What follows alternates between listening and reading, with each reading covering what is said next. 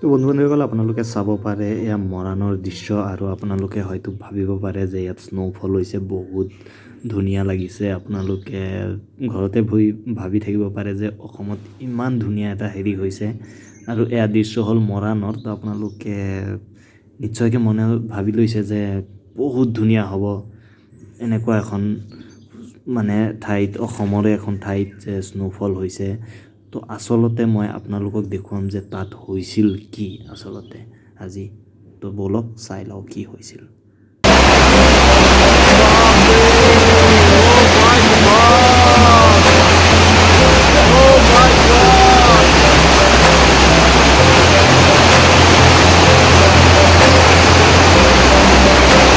তো বন্ধু-বান্ধৱীসকল আপোনালোকে চাব পাৰিলে কেনেকুৱা কি হৈছিলে। আচলতে শিলাবৃষ্টি হৈছিলে আৰু এইবিলাক ফটো হ'ল এই শিলাবৃষ্টিৰ পিছৰ। তো আপোনালোকে ভাবিব পাৰে যে বহুত ধুনীয়া লাগিছে দেখিব। ফটোত আপোনালোকে মানুহে শ্বেয়াৰ কৰিছে যে মৰাণ বুলি আকৌ লাভ হেৰিটো দি দিছে, ইমজিটো দি দিছে। তাৰ মানে কি বহুত ভাল পাইছে, কিন্তু ইয়াৰ লগে লগে বহুত ক্ষতিগ্ৰস্তও হৈছে। একচুৱেলি এইটো শিলাবৃষ্টিহে হয়, স্ন'ফল নহয়, কাৰণ স্ন'ফল বহুত লাহে লাহে হয় আৰু এইটো বহুত হেভিলি হৈছে। আৰু ইয়াৰ লগে লগে চাব পাৰে ক্ষতিগ্ৰস্তও হৈছে। মানুহ আপোনাৰ ঘৰৰ টিং ফুটা হৈ গৈছে আৰু এয়া চাওক চৰাই মৰিছে। তাৰপিছত আপোনাৰ বহুত ক্ষতিগ্ৰস্ত হৈছে। যে আপোনাৰ খেতি বাৰী এইবিলাকতো চাওক, এয়া খেতি টমেটো খেতি কেনেকৈ নষ্ট হৈছে। এইবিলাক চাওক বন্ধাকবি হ'বলা বহুত বেয়াকৈ ক্ষতিগ্ৰস্ত হৈছে।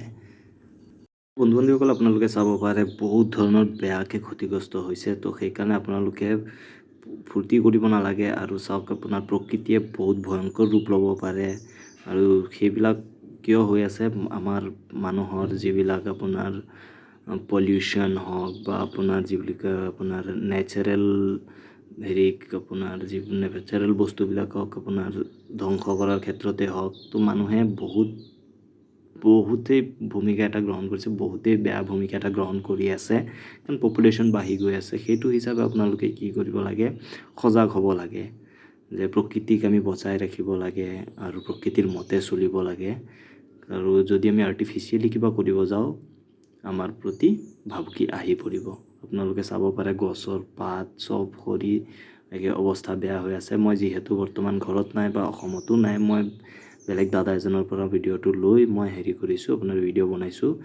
যদি ভিডিঅ'টো ভাল লাগিল লাইক এটা কৰি দিব, চেনেলত নতুন হ'লে ছাবস্ক্ৰাইব কৰি দিব আৰু আপোনাৰ অপিনিয়নটো কমেণ্ট ছেকশ্যনত নিশ্চয়কৈ ক'ব। আৰু এটা কথা কওঁ আপোনালোকলৈ, মই হাত জোৰ কৰি বিনতি কৰিছোঁ যে আপোনালোকে প্লিজ প্ৰকৃতিৰ প্ৰতি কাম কৰি যাওক, প্ৰকৃতি বচাই যাওক। পলিউশ্যনক কণ্ট্ৰল কৰিবৰ কাৰণে যি কৰিব লাগে কৰক আৰু যিমান পাৰে আপোনালোকে গছ পুলি ৰুৱক। তো সেয়াই আজিলৈ ভিডিঅ'টো ইমানতে সমাপ্ত কৰিলোঁ। ধন্যবাদ। জয় অসম।